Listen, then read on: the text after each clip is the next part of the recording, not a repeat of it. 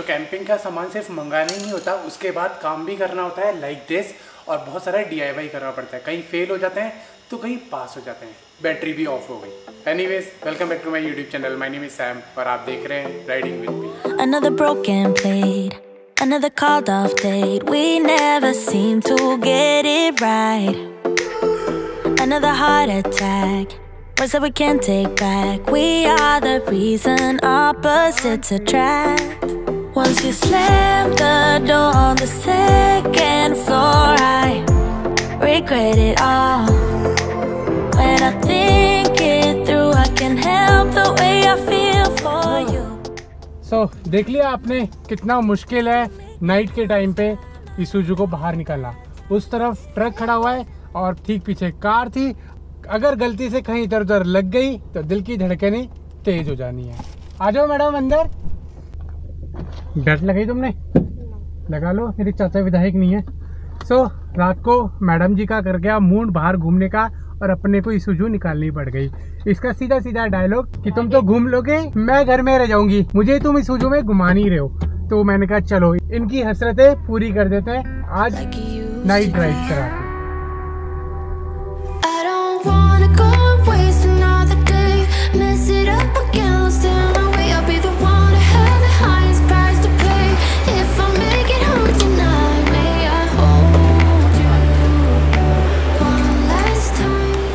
तो गाड़ी से उतरते मैंने भाई साहब को बोला कि पेट्रोल डाल दो, और अभी पेट्रोल डल जाता तो काम हो जाता है अपना। फिलहाल टैंक के ऊपर लिखा हुआ है कि यहाँ पे डीजल डालना है, लेकिन अपनी आदत बदलेगी नहीं, पेट्रोल पे अटकी रहेगी। ये जल्दी से बदलनी पड़ेगी, अदरवाइज काम खराब हो जाएगा। तो आज की नाइट ड्राइव पूजा की तरफ से, हमेशा मैं घुमाता हूँ, आज पूजा घुमाएगी हमें। क्या क्या खिलाएगी देखते हैं।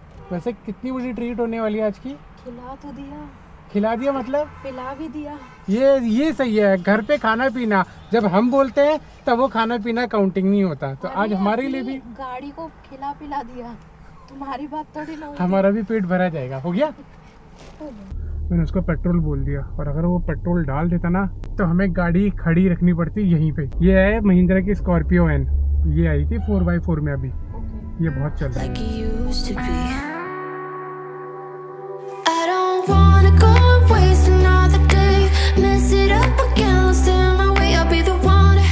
तो फोटो हो गई हो तो हम लोग खा लें।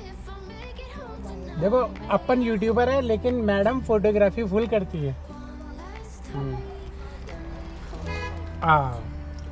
मजा ही आ गया, फुल मीठा। मेरे साथ रहोगे तो ऐसे ही मजे आएंगे। हाँ, तुम्हारे साथ रहूँगा, तुम्हारे जैसे हो जाऊँगा।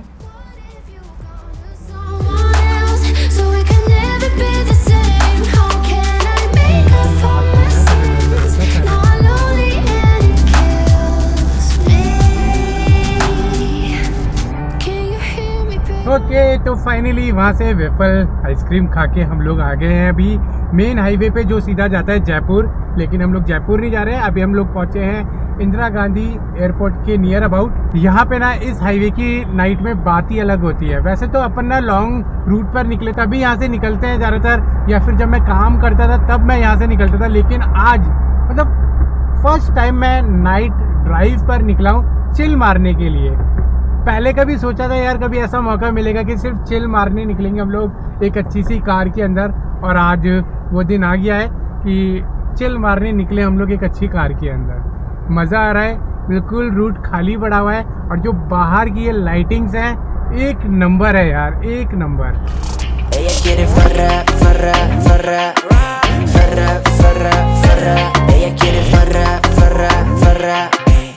Está soltera, no tiene alguien que la amarra.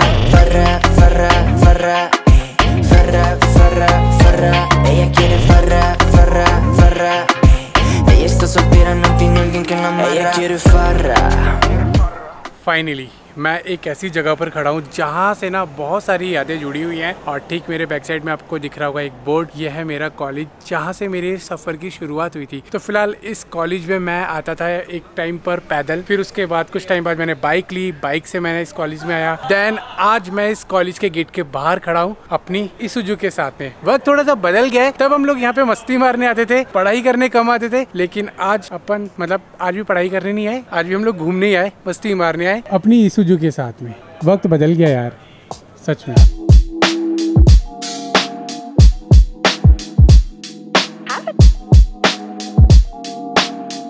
Okay, तो सीधा रात की जर्नी के बाद मैंने कर दी अनबॉक्सिंग और अभी जो मेरे हाथ में है ये है हमारा पावर मैनेजमेंट सिस्टम जो अब हमारे कमिंग डेज में यूज होने वाला है। लेकिन यूज करने से पहले एक बार इसकी टेस्टिंग करके देखनी पड़ेगी, अदरवाइज अगर टेस्टिंग नहीं की और ये वहां जाकर अपनी कैंपिंग साइट पे जाके फेल हो गया तो हमारा सारा प्लान बर्बाद हो जाएगा। तो इसी वजह से मेरे को टाइम लग रहा है कैंपिंग सीरीज पर निकलने से पहले, क्योंकि इस बार जितना भी हम लोग सामान यूज करने वाले हैं वो ऑलमोस्ट नया है और फर्स्ट टाइम यूज करेंगे, क्योंकि अपनी इको के अंदर सारा सेटअप था वो भी टेस्टेड था, तो इसलिए अपन उसके साथ इजीली ट्रेवल कर पा रहे थे। लेकिन अभी ईसुजू के साथ करेंगे तो सारी चीजें नई है, एक एक चीज हमें टेस्टेड करनी पड़ेगी। अभी मेरे बैक साइड में फ्रिज टेस्ट हो रहा है इन्वर्टर और एक्सटर्नल बैटरी के साथ, तो वो अभी आपको दिखाता हूँ। सबसे पहले दिखाता हूँ ये क्या है। ये है हमारा सोलर पैनल। एक सोलर पैनल आता है बोर्ड टाइप का जिसको आप रूफ रैक लगा के उसके ऊपर इंस्टॉल कर सकते हो। एक आता है आपका इस तरीके का फोल्डेबल वाला जिसको जब हम लोग अपनी कैंपिंग साइट पे पहुंच जाए अनफोल्ड करके यूज कर सकते हैं, और उसके बाद अगर हमें कहीं मूव होना हो फोल्ड करके पैक करके रख सकते हैं। ये थोड़ा एक्सपेंसिव है तो इसको मैं एक बार आपको दिखा देता हूँ कि किस तरीके का है और कैसे हम इसको यूज करेंगे और इसकी पावर कितना है। सिंपल यहाँ पे 2 स्ट्रैप दे रखी है मेरे सामने, इसको सिर्फ हमें दबाना है, ये क्लिप्स ओपन हो जाएंगी। देन उसके बाद इस तरीके से पहले ये अनफोल्ड होगा। इसकी जितनी भी डिटेल्स है वो सब यहाँ पे लिखी हुई है। 100 वाट का मोनो क्रिस्टलाइन आपका सोलर पैनल है जो काफी अच्छी आउटपुट देने वाला है। 3.5 किलो इसका वेट है और जो इसकी फिनिशिंग बनी हुई है इसकी बहुत नीट एंड क्लीन बनी हुई है। तो इसको एक फोल्ड तो ये हो गया। जब इसको हम लोग ऐसे खोलते हैं इसका साइज इतना है, आप देख लो।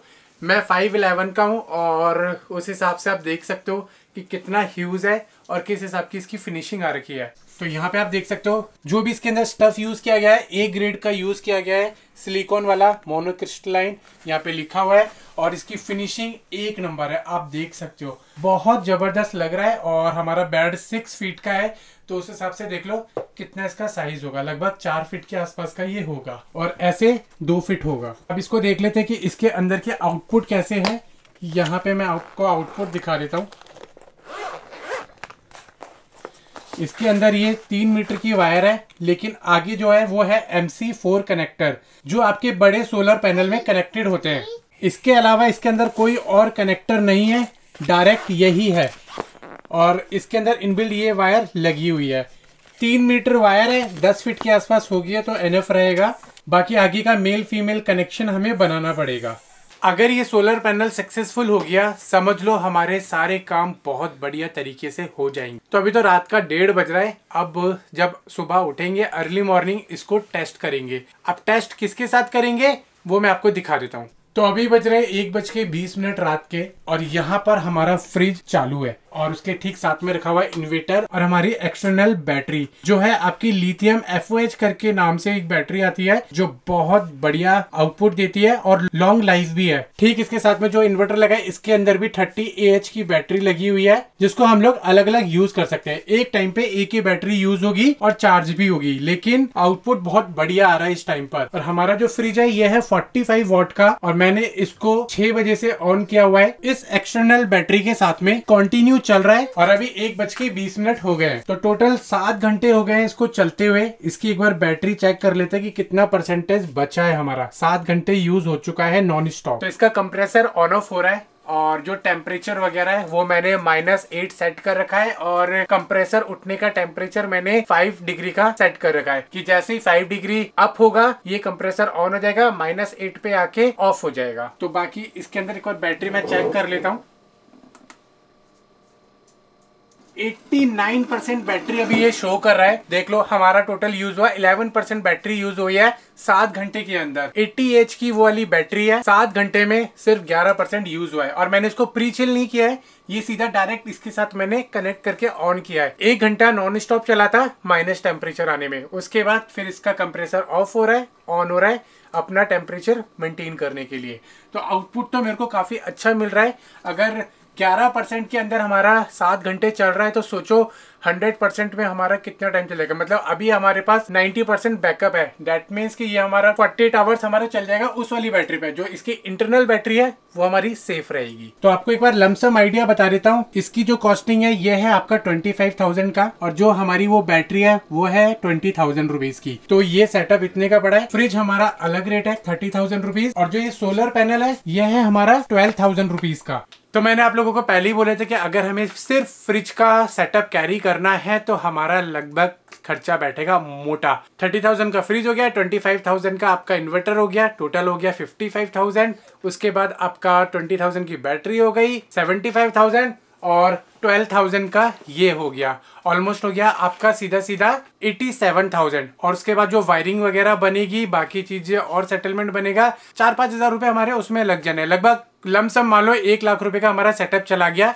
अगर ये वर्क करेगा तो, अगर ये वर्क नहीं किया तो समझ लो हमारा फिर 30,000 का रूफ रैक लगेगा, फिर आपका 7,000 के आसपास सोलर पैनल लगेगा। तो वही लगभग 1.25 लाख रुपए का सिर्फ पावर मैनेजमेंट सिस्टम बना है, जिसमें हम लोग अपनी सारी चीजें चार्ज कर पाएंगे, फ्रिज चालू कर पाएंगे। फिर उसके बाद कोई टेंशन नहीं है ओवरलैंडिंग, कैंपिंग, कुछ भी करने की। अब ये कौन सी कंपनी का है, किन से मैंने लिया है, मैं टेस्टिंग कर लूं एक बार, इसका अच्छे से मेरे को आउटपुट पता लग जाए, देन फिर आप लोगों के साथ शेयर कर दूंगा ताकि आप लोग बाय कर पाओ। बाकी सुबह इसको कनेक्ट करके देखेंगे कि कितनी देर में हमारी बैटरी रिचार्ज हो रही है, तब पता लगेगा कि ये वाकई में यूजफुल है या फिर हमें दूसरा पैनल खरीदना पड़ेगा। तो अब अगली अनबॉक्सिंग हम लोग कर रहे हैं गुड्डा के साथ। बेटा अनबॉक्सिंग कर ले या पैकिंग करनी है? फिलहाल मैंने मंगाया था ये एक छोटा सा बॉक्स। इस बॉक्स की मैंने फोटोज देखी थी अमेजोन के ऊपर। इसकी क्वांटिटी, इसका साइज है वो 2.5 लीटर था, तो मुझे लगा ये काफी अच्छा बॉक्स होगा। वैसे काफी अच्छा बॉक्स है, नीट एंड क्लीन है, और एक पुश बटन है कि यहाँ से हम इसको ओपन कर सकते हैं इस तरीके से, और स्टोरेज करने का भी ऑप्शन ठीक है। लेकिन 2.5 लीटर समझ के मुझे लगा कि इसके अंदर मैं 2 kg के आसपास स्टफ कैरी कर लूंगा, लेकिन इसके अंदर 1 kg भी नहीं आएगा। तो मैंने सोचा था कि इसके अंदर 2 तरह के फ्लावर अपन कैरी कर लेंगे, एक व्हीट फ्लावर और एक बेसन वगैरह या फिर राइस फ्लावर वगैरह, लेकिन वो मामला चौपट हो गया। आज ये सारे काम करते करते बहुत ज़्यादा थक गया हूँ, क्योंकि माइंड चलाना पड़ता है, तभी हम लोग अच्छे इक्विपमेंट कलेक्ट कर पाते हैं, बना पाते हैं, डेवलप कर पाते हैं। सामान तो हम लोग मंगा लेते हैं, लेकिन उसको फिर अपने अकॉर्डिंग चेंज करने में बहुत ज़्यादा मेहनत लग जाती है। और अगर बाहर से ये काम कराए तो बाहर के मैकेनिक और जितने भी वर्कर है वो हाथ नहीं लगाता है, क्योंकि हर कोई अपना हाथ का लगा काम करना चाहता है। बाकी यहाँ पे मैं एक बार और डिस्क्लेमर देना चाहूँगा, जितना भी मैं ये स्टफ मंगा रहा हूँ मुझे कोई भी कंपनी नहीं भेज रही है, सब मैं अपना खुद ढूंढ के बाय कर रहा हूँ, अपने पैसे से बाय कर रहा हूँ। कोई भी कंपनी मेरे को सामान नहीं भेज रही है। तो किसी को अगर ये लग रहा हो कि मैं एक प्रमोशन कर रहा हूँ, मैं यहाँ पे क्लियर कर रहा हूँ कि सारा सामान मैं अपनी पॉकेट से मंगा रहा हूँ, और जितनी भी एक्सपेंसेस हो रहे हैं वो आपके साथ इसलिए शेयर कर रहा हूँ कि आप लोगों को आइडिया रहे अच्छी ओवरलैंडिंग, अच्छी कैंपिंग करने में कितना इन्वेस्टमेंट जाता है, और ये प्रोडक्ट हमें क्यों चाहिए। क्योंकि मैं हमेशा एक ही बात बोलता हूँ कि अगर आप कहीं भी कैंपिंग करने जा रहे हो तो अपने सारे इक्विपमेंट्स, अपने सारे गियर्स साथ लेके जाना।